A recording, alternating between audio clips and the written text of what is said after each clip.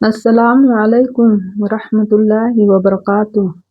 نحمده ونصلي على رسوله الكريم اما بعد فاعوذ باللہ من الشیطان الرجیم بسم اللہ الرحمن الرحیم رب اشرح لي صدری ويسر لي امری واحلل عقدۃ من لسانی یفقہوا قولی۔ آج ہم سیکھیں گے کہ اگر مرنے والا شخص کا صرف وارث میں ایک بیٹا ہو اور باقی ذوی الفروض میں سے کوئی بھی نہ ہو، جیسے کہ ماں باپ یا بیوی وغیرہ، تو اس بیٹے کو وراثت میں کتنا حصہ بنے گا۔ اس سے پہلے میں نے 3 اور 4 ایپیسوڈ میں بتایا تھا کہ اگر مرنے والا شخص کی صرف ایک بیٹی ہو اور بیٹا کوئی بھی زندہ نہ ہو تو بیٹی کو ملتا ہے کل جائیداد کا نصف حصہ، یعنی کہ پورے مال کا آدھا حصہ، کفن دفن قرض وصیت کمپلیٹ ہو جانے کے بعد۔ اور اگر 2 یا 2 سے زیادہ بیٹیاں ہوں اور بیٹا ایک بھی زندہ نہ ہو یا پیدا ہی نہ ہوا ہو تو بیٹیوں کو ملتا ہے کل جائیداد کا 2/3، باقی مال جو اسبہ ہوتے ہیں ان کو ملتا ہے۔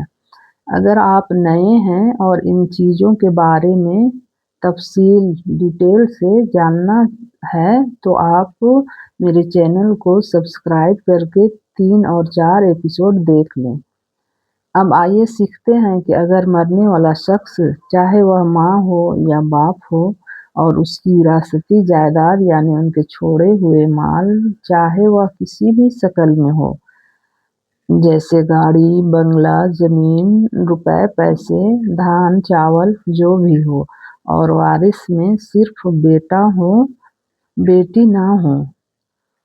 نہ ماں باپ ہو نہ بیوی نہ شوہر کوئی بھی نہ ہو، تو بیٹا چاہے ایک ہو چاہے 4 ہو سارا مال اس کو مل جائے گا، کیونکہ یہ اسبہ ہے اور اسبہ کو ذوی الفروض کو طے شدہ حصہ دینے کے بعد جو مال بچ جاتا ہے وہ اسبہ کو مل جاتا ہے، تو یہ ایک بیٹا کو سارا مال مل جائے گا کفن دفن قرض وصیت پورا کرنے کے بعد۔ سمجھ میں آ رہا ہے نا؟ اگر نہیں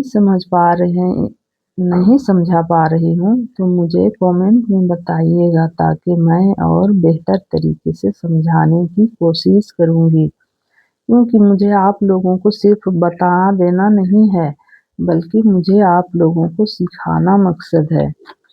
کیونکہ علم فرائض کو سیکھنے کے میرے نبی صلی اللہ علیہ وسلم نے بہت تاکید کی ہے۔ حضرت ابن مسعود رضی اللہ عنہ سے روایت ہے کہ حضور اقدس صلی اللہ علیہ وسلم نے فرمایا، تم علم فرائض یعنی علم وراثت سیکھو اور لوگوں کو سکھاؤ، کیونکہ میں وفات پانے والا ہوں اور بلا شبہ عنقریب علم بھلا دیا جائے گا اور بہت سے فتنے ظاہر ہوں گے، یہاں تک کہ 2 آدمی حصہ میراث کے بارے میں جھگڑا کریں گے اور انہیں ایسا کوئی آدمی نہیں ملے گا جو ان دونوں کے درمیان اس کا فیصلہ کرے۔ حضرت عمر فاروق رضی اللہ عنہ نے فرمایا کہ اے لوگوں، فرائض کو ایسی ہی توجہ اور محنت سے سیکھو جس طرح قرآن پاک کو سیکھتے ہو۔ کبھی فرماتے تھے کہ مسلمانوں، فرائض کو سیکھو اس لیے کہ وہ تمہارے دین کا ایک ضروری علم ہے۔ جو لوگ پڑھے لکھے عالم ہوتے ہیں ان کو تو معلوم ہی ہے، لیکن جو لوگ مجھ جیسے کم پڑھے لکھے ہوتے ہیں ان کو نہیں معلوم رہتا ہے کہ کس کا کتنا حصہ بنتا ہے، اور ایسے میں کیا ہوتا ہے کہ جو سماج کے اندر چل رہا ہوتا ہے چاہے وہ دین کے خلاف ہی کیوں نہ ہو، لوگ اسی کو دین کا حصہ سمجھ کر اسی پر عمل کرنا شروع کر دیتے ہیں۔ اگر ایسا ہی چلتا رہے تو دین کا تو بیڑا غرق ہو جائے گا، اس لیے تو میرے نبی صلی اللہ علیہ وسلم نے اپنے صحابہ سے بار بار اسے سیکھنے کی تاکید کرتے رہے۔ حضرت انس رضی اللہ عنہ سے روایت ہے کہ حضور اقدس صلی اللہ علیہ وسلم نے فرمایا، जिसने किसी वारिस के हिस्से मीरास को रोका तो अल्लाह ताला क़यामत के दिन जन्नत से उसके हिस्से को रोकेंगे।